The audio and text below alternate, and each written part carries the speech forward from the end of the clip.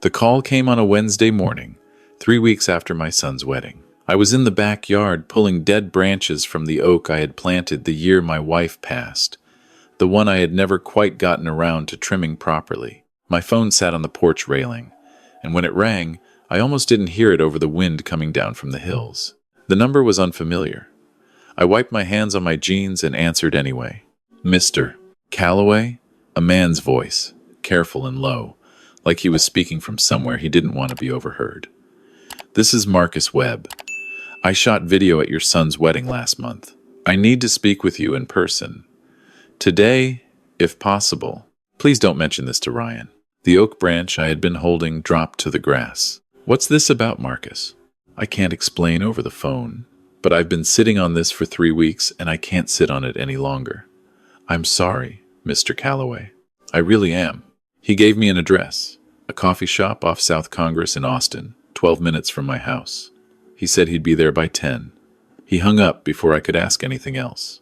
I stood in my backyard for a moment, looking at the oak, 64 years old, 32 years building Calloway landscaping from one truck and a borrowed trailer into a regional company with 40 employees and contracts across Central Texas. I had sold it 2 years ago for enough that I would never need to worry again. Good life, good work. I had earned the quiet. I went inside, washed my hands, grabbed my keys. Whatever Marcus Webb had found in that wedding footage, my gut told me it would explain the unease I had been carrying since the reception. The thing I couldn't name. The thing that sat wrong. The coffee shop was half empty when I arrived. Marcus was already there. A slight man in his early 40s with dark circles under his eyes that suggested he hadn't slept well in weeks. He stood when he saw me, shook my hand too firmly, like he was trying to anchor himself. Thank you for coming. He gestured to the chair across from him.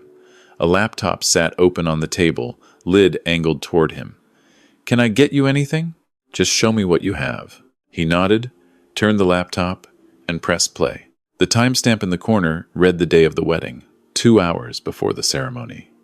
The footage was from a camera Marcus had set up in the venue's garden terrace to capture establishing shots of the property. He hadn't been operating it manually. It ran on its own. My daughter-in-law Amber walked into frame in her wedding dress, partially buttoned, hair half finished. She wasn't alone. The man with her was not my son. He was tall, maybe 35, dark jacket, no tie. They stood close together near the stone wall at the far edge of the terrace. He had both of her hands in his. The audio was faint, but the microphone on the camera was good. Marcus had cleaned it up in editing. The man said, "You sure about this?" And Amber said, without hesitating, "We need the money, Trevor. His father sold that company for $4 million. Ryan doesn't even know what's in the accounts. Just let me handle this." Trevor leaned down and kissed her. Not friendly, not a goodbye from an old friend. The kind of kiss that told a story all by itself. "How long?" the man asked. "A year, maybe less. Arizona has quick divorces, but Texas is easier. 18 months tops." She straightened her dress. "Then we split everything. I walk away with 50-50, just like we planned." Marcus paused the video. I was still staring at the frozen screen. "There's more," he said quietly. "I didn't go looking for this. When I was editing the final package, I noticed the terrace footage and I almost deleted it. But the audio stopped me. Who is he? I did some looking. Marcus slid a printed page across the table. His name is Trevor Baskin. He and Amber have the same last name on a property record in Houston. Joint ownership of a condo, filed in 2021. I looked at the page. The names were right there, in black ink. Amber Baskin, Trevor Baskin. They're married? My voice came out steadier than I felt. I can't say for certain without a marriage certificate search. But the joint property, the way he kissed her, what she said on that footage. Marcus exhaled. "Mr. Calloway, I've shot 100 weddings. I've never done this before. But if someone showed this to me about my own son, I would want to know." I sat with that for a moment. $4 million. My son Ryan's name was on the family trust I had set up after the sale, a detail I had been open about with my family because I believed in transparency. I believed in trust. 40 years of marriage to a woman who taught me that love didn't require hiding things. I had been proud of that openness. I thought about Amber at the rehearsal dinner, laughing at my jokes, squeezing Ryan's arm, saying what a wonderful father he had. I thought about her asking me 3 weeks after the wedding if Ryan and I had ever talked about him being involved in managing the family assets. She had called them the family assets, like they were already hers. I thanked Marcus. I took the flash drive he had made for me, copies of the footage and the property record. I drove home. In my driveway, I sat in the truck for 10 minutes and said nothing. Then I went inside to find my daughter Stephanie on my couch, eating cereal out of a bowl that belonged in the cabinet, watching something on my television with Derek beside her. Derek, 36 years old, no steady income, no lease, no plan. He had moved into my house 14 months ago after Stephanie said she needed somewhere to land temporarily while she figured things out after her layoff. The layoff had been resolved 8 months ago. She had a job now. They were still here. Hey, Dad. Stephanie didn't look up. Did you go out? Derek and I were thinking about redoing the guest bathroom, something more modern. We were going to look at tile samples this weekend. I looked at my daughter, 40 years old, smart woman. My wife's same eyes, same quick laugh. I had given her everything I had to give. Private school, a car at 16. College tuition, no loans. A down payment for the apartment she had sold and never replaced. I had loved her without reservation, and she sat in my chair at my table and ate my cereal and made plans for my house like she owned it. We'll talk later, I said, and walked to my office. I closed the door. I opened my laptop. I searched for Trevor Baskin, Houston, Texas. Marriage Records, Texas. Baskin. The state marriage database confirmed it. Trevor and Amber Baskin, married in Harris County, February 2019. No record of divorce. My son had married a woman who was already legally married to someone else. I sat with that for a long time. The cursor blinked on the screen. Outside my office door, I could hear the television. Derek's laugh. Stephanie asking him what he wanted for lunch. Somewhere across Austin, in the apartment Ryan and Amber had moved into after the wedding, my son was going to work every morning and coming home to a woman who was running a clock on him. I picked up my phone and called my oldest friend. Phil Dawson had known me since we were 22 years old, since we had worked side by side on the same landscaping crew before I went out on my own and he went into accounting. He was the only person I had told when my wife was first diagnosed. He was the only person who called me every week for the year after she died, not to say anything useful, just to make sure I answered. I told him what Marcus had shown me. I told him about the footage, about Trevor Baskin, about the marriage record. Phil was quiet for a moment. Then he said, "Frank, you need a lawyer. Today, not tomorrow. I know, and you need to stop talking to Ryan until you understand what you're dealing with. I know that sounds cold, but you go to him now without knowing the full shape of this, and you'll miss something, or she'll know you know before you're ready." He was right. Phil had always been able to see the shape of things before I could. I called Carol Hensley's office at 11:30. She had done the legal work on my company's sale, one of the sharper attorneys I had encountered in 4 decades of business. Her assistant put me through without a wait. I told her the outline. She asked me to come in at 2. I left the house before Stephanie could corner me about the bathroom tile. Carol's office was in a building downtown, 14th floor, windows facing the Capitol. She was 60, silver-haired, unhurried, the kind of person who made you feel that whatever the problem was, it had probably been solved before, and she had probably solved it. She listened to everything without interrupting. I laid the flash drive on her desk. She watched the footage. She read the marriage record printout. She made 3 pages of notes. "First," she said, setting down her pen, "your son's marriage is potentially void. Texas does not recognize bigamous marriages. If Amber Baskin was legally married to Trevor Baskin at the time she married Ryan, that ceremony has no legal standing." I felt something cold move through my chest. My son didn't know he wasn't actually married. "Second," Carol continued, "this appears to be a deliberate fraud. The conversation on that footage establishes intent, premeditation, a financial motive, and a co-conspirator. That's not a marital dispute. That's a criminal matter. What are my son's options?" Ryan can pursue an annulment. Because the marriage is void due to bigamy. The annulment and the money?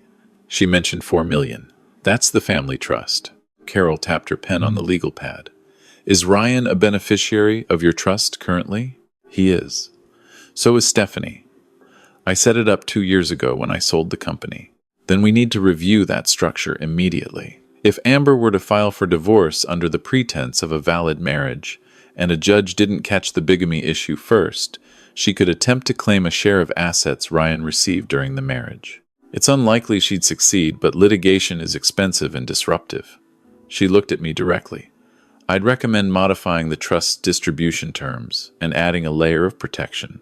We can also flag this with the district attorney's office. Bigamy is a felony in Texas.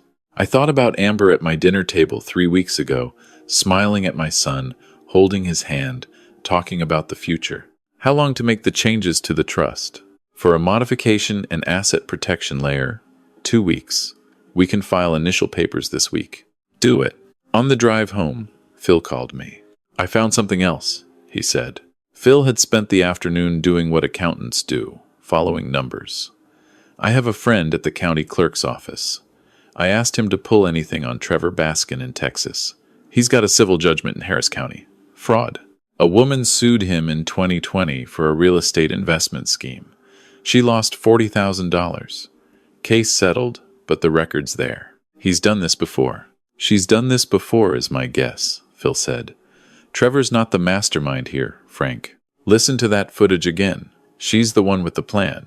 He's the one asking if she's sure. I sat in my driveway again. It was almost dark. Through the lit windows, I could see the blue glow of the television. Stephanie and Derek, comfortable, unaware. I went inside. Derek was stretched across my recliner. He raised a hand in greeting without looking up. Stephanie called from the kitchen that there were leftovers if I was hungry. I walked past them both and went to my office. I closed the door. I sat at my desk, and I thought about my son. Ryan was 34. He had his mother's gentleness and my stubbornness in equal measure, a combination that made him loyal to a fault. He believed people were what they presented themselves to be. He had believed that about Amber for 2 years before the wedding, through the whole courtship, through the engagement, and he believed it now. I could call him tonight, walk across Austin and sit down at his kitchen table and show him the footage on my phone and watch his face break open. Or I could wait 2 weeks, build the wall first, make sure that when everything came down, he was protected. I chose the wall. The next morning, I drove to a home security shop off Lamar Boulevard and bought 2 small interior cameras, the kind that looked like smoke detectors. I installed one in the living room and one in the hallway outside my office. I had been thinking about doing it for months, ever since Derek had knocked a hole in the wall near the garage door, moving furniture, and told me he'd look into getting it fixed. He never did. I had fixed it myself. 3 days later, the cameras gave me something I hadn't been looking for. I was reviewing footage on my phone during my morning coffee when I saw Stephanie standing in my hallway at 11 the previous night, phone pressed to her ear, voice low. The audio picked her up clearly. Ryan's at work until 6 every day, she was saying. So she has the whole day. I told her just to be patient. Dad doesn't suspect anything. A pause.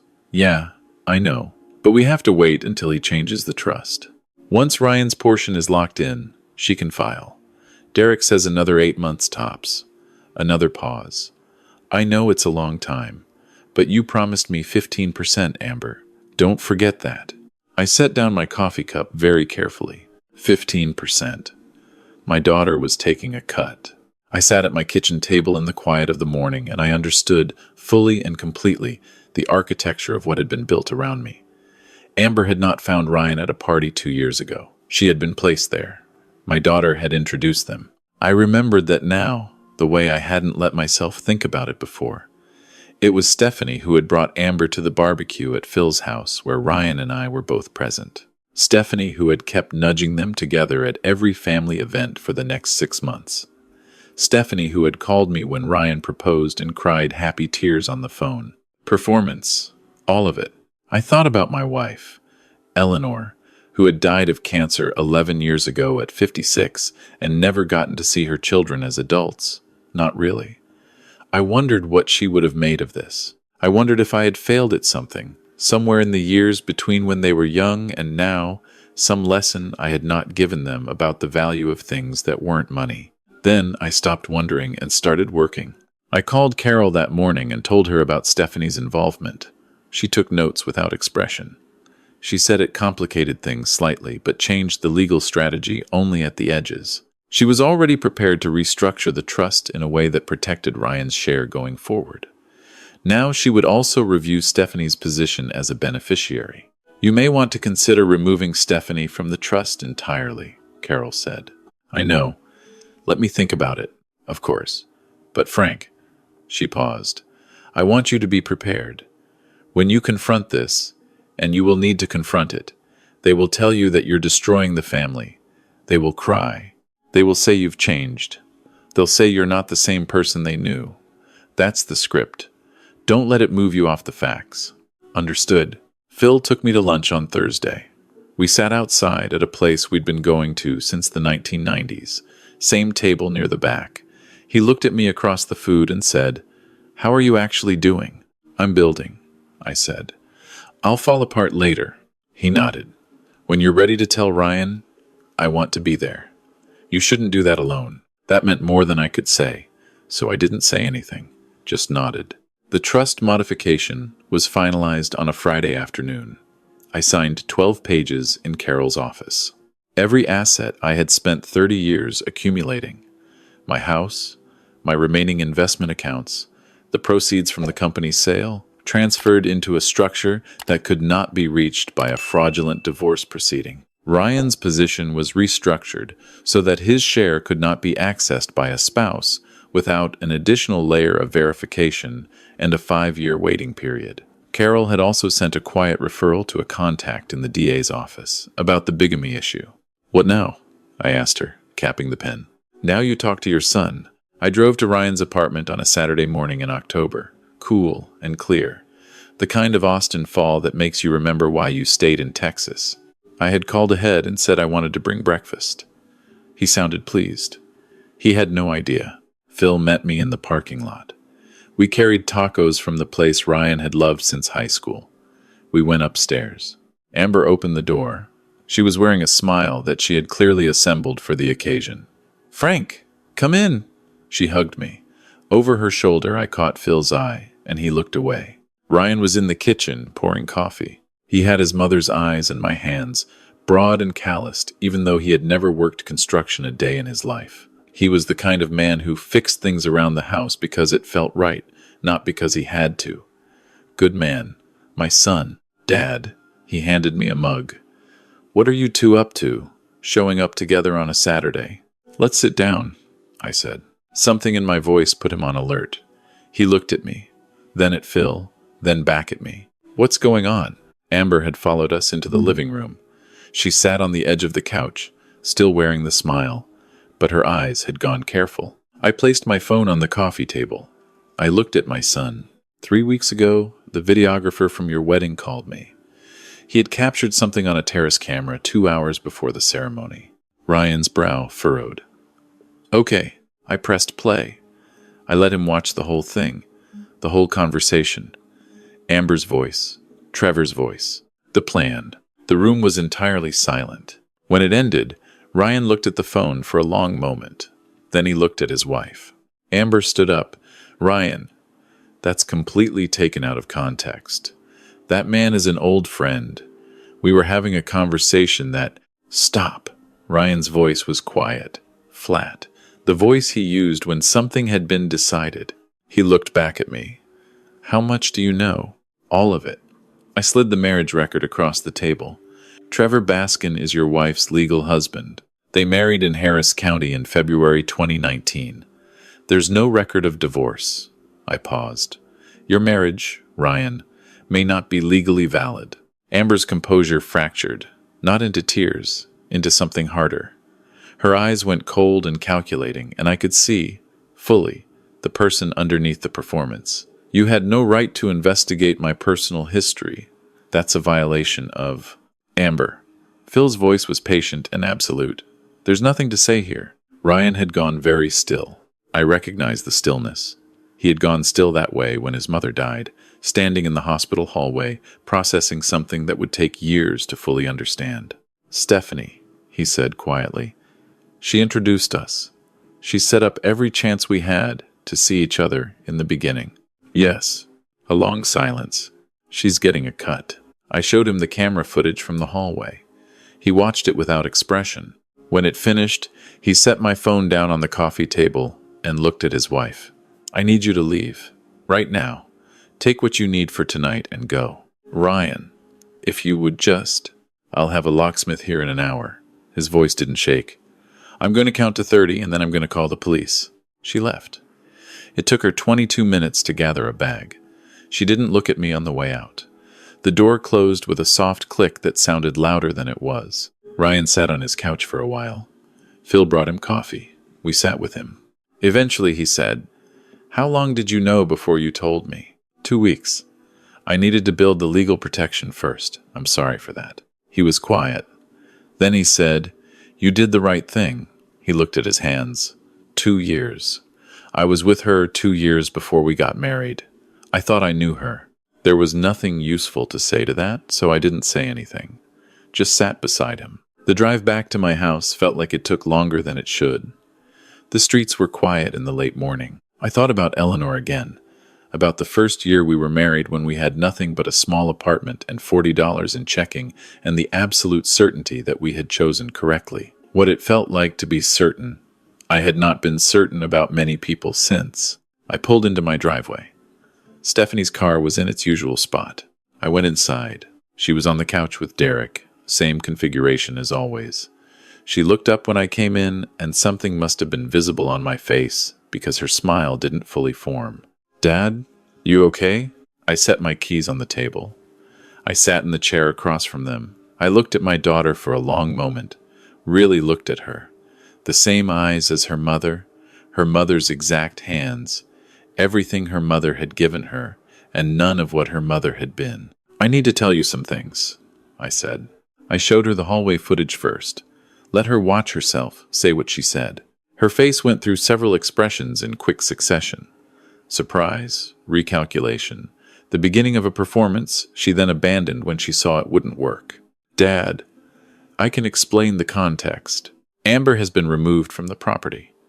Ryan knows everything. Carol Hensley is filing the annulment paperwork on Monday. The DA's office has been notified about the bigamy. I kept my voice even, and I have had the trust restructured. Your position as a beneficiary has been reviewed." Derek straightened in the chair. "Hold on. You can't just..." "I'm not speaking to you, Derek. I didn't raise my voice. I'm speaking to my daughter." Stephanie's eyes had filled. "Dad, you can't be serious. I'm your daughter. Whatever you think happened. 15% of what Amber walked away with. That's what you said on the phone. Those were your words. I let that sit. You introduced them deliberately. You managed the timeline. You took a cut." I looked at her. "I raised you, Stephanie. Your mother and I raised you. And this is what you did." She was crying now. Real tears, I thought. Something had broken through. I needed the money. "Derek and I are behind on everything. You have so much, Dad. You have no idea what it's like to..." "I built that money over 30 years, I said. "One contract at a time. I drove that truck in the dark and came home covered in clay, and I did it so you and your brother could have a life I didn't have, not so someone could scheme it away from under me." The silence after that was complete. Derek spoke first. "This is insane. You can't just throw us out. We've been here over a year. We have rights." I reached into my jacket pocket and placed 2 envelopes on the coffee table. Carol's return address. Formal notice of termination of occupancy. You have 30 days to find other arrangements. You have no lease, no rental agreement, and no legal claim to this property. I stood. "I'd like you both to begin making arrangements this week." Stephanie grabbed the envelope. "Read the header. You hired a lawyer for this? Against your own daughter? Against people who were using me as a resource and calling it family." I moved toward the hallway. 30 days. "Stephanie." Derek's voice came after me. the way those voices always do, full of threat and bluster, every word designed to make me stop, turn around, doubt myself. I kept walking. I went to my office, closed the door, sat at my desk. From the living room, I could hear the sounds of the crisis erupting. Stephanie on the phone within 2 minutes, no doubt calling Ryan, who would not be available for that call. Derek's voice rising and falling. The television finally silenced. I opened my email. Message from Carol. The annulment paperwork was drafted. The trust modification was filed. Everything was in motion. I picked up my phone and called Phil. "How'd it go?" he asked. "It went." I leaned back in my chair. "Ryan's going to be okay. He will. He's got your build, takes a hit, and stays upright. I hope so." "And Stephanie?" I thought about my daughter's face when I had played the recording back to her. The moment when the performance stopped and something real came through. Not guilt exactly, more like the recognition that the ground had shifted and would not shift back. "She has 30 days to figure out what comes next," I said, "same as the rest of us." The days that followed had a texture I had not anticipated. Quiet was the main ingredient. Stephanie cried twice more through my office door. Derek tried one negotiation, slipping a note under the door with a proposal for nominal rent and a handshake agreement to fix the things he had broken. I returned it without comment. On day 9, a man I didn't recognize knocked on my door in the early evening. He identified himself as a private mediator Stephanie had hired. He wanted to discuss a path forward for family resolution. I told him that Carol Hensley was my representative on all legal and quasi-legal matters, gave him her card, and closed the door. On day 14, Ryan came for dinner. We sat on the back patio and ate grilled chicken and didn't talk about Amber more than we needed to. He told me about a camping trip he was planning with a friend from work. He asked about the oak tree and whether I needed help with it. We talked about his mother for a while, the way we did sometimes when things got heavy. Not grief exactly, more like consulting a reference text. Before he left, he stood in the doorway and said, "I've been thinking about what you said, that you waited 2 weeks before you told me. Built the wall first. Ryan, no. I understand it. I might have done the same thing." He looked at me directly. "I'm glad you didn't just call me that first morning. I would have gone over there and made a mess of everything before anything was protected. You'd have gotten there eventually." "Maybe." He put his hand briefly on my shoulder. "Thank you, Dad." After he left, I sat on the patio until it got dark, which takes a while in Texas, and I thought about the difference between the family you are born into and the family you make through the accumulation of chosen moments. Ryan had chosen to sit with me on a porch in October rather than withdraw into whatever private damage was unfolding in him. That was a choice. That was a son. On day 28, Stephanie knocked on my office door in the early afternoon. Derek wasn't with her. I opened it. She looked like she had slept poorly for a month, which was probably true. She stood in the hallway with her hands at her sides. No tissue, no performance that I could detect. "I'm not here to ask you to change your mind," she said. I waited. "I found an apartment. Derek and I are moving next Friday." She swallowed. "I just wanted you to know it was real. Some of it. Growing up, that was real." Her voice didn't break, but it came close. I don't know when I stopped understanding the difference between what's mine and what isn't. I don't have a good explanation. I know that. I had thought about what I would say in this moment many times over the past 4 weeks. I had rehearsed versions of it in my head late at night when the house was quiet. What came out was simpler than any of the rehearsed versions. "Your mother would be heartbroken," I said. It wasn't cruel. It was true. And it landed the way true things do, without drama. Just wait. Stephanie nodded once, turned and walked back down the hallway. I stood in my office doorway and listened to the house. On day 30, I changed the locks, while Stephanie and Derek loaded the last of their things into Derek's truck.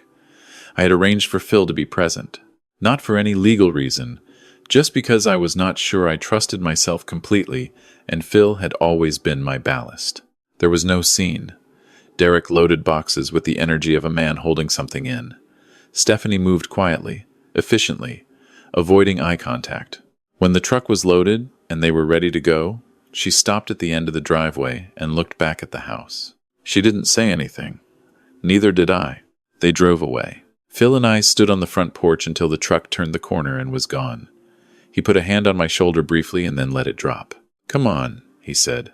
"I'll help you move the furniture back where it belongs." We spent the afternoon putting the living room back in order. Small things, mostly. My reading chair had been moved to a bad angle. The side table had migrated 3 feet from where it belonged. The cabinet in the kitchen, where my wife's good dishes lived, had been used as storage for things I didn't recognize and would not keep. It took about 2 hours. Then we sat in the restored living room with cold beers and said very little. November came in cool and smelling like cedar. I started waking up earlier than I had in years, which turned out to be a gift. The mornings were mine in a way they hadn't been. I made real coffee and drank it while the sun came up and did not have to explain myself to anyone. I had volunteered 2 mornings a week at a neighborhood repair center, a place that fixed, donated appliances and furniture for families that couldn't afford new ones. I had been meaning to start for 8 months and kept postponing it. I went. Turned out 30 years of working with my hands translated well. The man who ran the place, a retired plumber named George, had the same general disposition as Phil, steady and unhurried.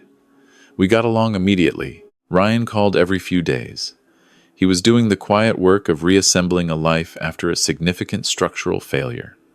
He was doing it well, better than I might have at his age. One Sunday he came over and we planted a second oak in the backyard, one for him, a thing we had talked about doing for years without doing it. We got it in the ground before noon and stood back and looked at it. "Needs about 30 years, he said. "I'll get started." He laughed. It was the first time I had heard him laugh in over a month. It sounded like something returning from a long distance. 3 weeks after Stephanie moved out, a text arrived from a number I didn't recognize. I almost deleted it. Then I read the name. "This is Derek. I know you have no reason to listen to me, but I want you to know that what happened with Amber was Stephanie's idea long before I was in the picture. I went along with it because I'm an idiot and I thought Stephanie and I had a future. We don't. She ended it last week. I'm just saying, in case it matters, that she didn't start out the way she ended up. Something changed in her a few years back and I watched it happen, and I should have said something. I didn't. I'm sorry, Mr. Calloway." I read it twice. I didn't respond, but I didn't delete it either. Something had changed in her a few years back. I thought about that for several days. The version of my daughter who had laughed at Christmas dinners and called her mother from college just to talk and helped Ryan with his college applications. Where that person had gone and what had replaced her and whether I had missed something that I should have seen. I didn't have a clean answer. I suspected there wasn't one. What I knew was this. I had given my children everything I had understood love to require. I had been present, available, generous. I had not asked them to earn what I gave. Maybe that had been the problem. Maybe unconditional provision was not the same thing as unconditional love. And I had confused the two for long enough that they had also confused them. Or maybe some people choose a path, and the path they choose is not anyone else's fault. I did not know which was true. I knew it was probably both. On a clear morning in early December, my phone rang. The number was familiar now. Carol's office. Frank. Her voice was measured, which with Carol meant good news delivered carefully. The DA's office has moved forward. Amber Baskin and Trevor Baskin have been charged with bigamy and fraud. Ryan's annulment was granted this morning. A pause. It's done. I was standing in the backyard. The 2 oaks stood next to each other. The old one and the new one, the same species, 20 years apart. The morning light came through the older branches in long angles. "Thank you, Carol. You handled all of this with unusual steadiness," she said. "I've had clients fall apart at half the provocation. I wanted you to know that." After we hung up, I called Ryan. He answered on the second ring. "It's done," I told him. He exhaled, long and slow, like a pressure that had been building for months finally finding its release. "Okay," he said. "Okay, good. How are you?" Better than I was. A short silence. Actually better. Not just saying it. "Good, Dad. I've been thinking. In the spring, if you want, we could take that fishing trip to Colorado. The one we talked about when I was in high school, and never did." I looked at the oak, the new one. 30 years to go, Ryan had said. Book it, I told him. The week before Christmas, I received a card in the mail with no return address. The handwriting was Stephanie's. Inside, there was nothing written, just a photograph from about 15 years ago. The four of us, me and Eleanor and Ryan and Stephanie, at a lake in the hill country, squinting into the sun, someone's arm half visible at the edge of the frame where they had been cropped out of the picture. My wife was laughing at something off camera. Ryan was 12 years old and tan, and had his whole face in the moment. Stephanie was 16, leaning against me with her whole weight the way she used to. I held the photograph for a long time. I put it in the drawer of my desk, not in the trash, not on the wall. In the drawer, for now. Christmas morning, I drove to Phil's house, and we had breakfast with his wife and their 2 grandchildren, and I was grateful, specifically and actively grateful, for the table and the noise and the ordinary warmth of people who were exactly what they appeared to be. Ryan came by in the afternoon. We watched football. He fell asleep in the chair for an hour, the way he used to as a kid, and I let him sleep because there was nowhere to be and nothing that needed doing, and this was enough. This was more than enough. I had spent 40 years building a company and then sold it and wondered what would fill the space. I had spent the past 3 months learning that what fills the space is the life you actually have, if you stop arranging it around people who are taking from it. Small things, real things. Morning coffee and 2 oaks and a fishing trip to Colorado, and a friend who has known you since you were 22, and an hour on the couch with your son asleep in the chair. The things you cannot scheme and cannot inherit and cannot take a percentage of. The things that have always been there, if you had the stillness to see them. If this story reached you, please leave a comment and let us know where you're listening from. Subscribe to Iron Vengeance for more stories like this one. The next story is waiting for you on the left.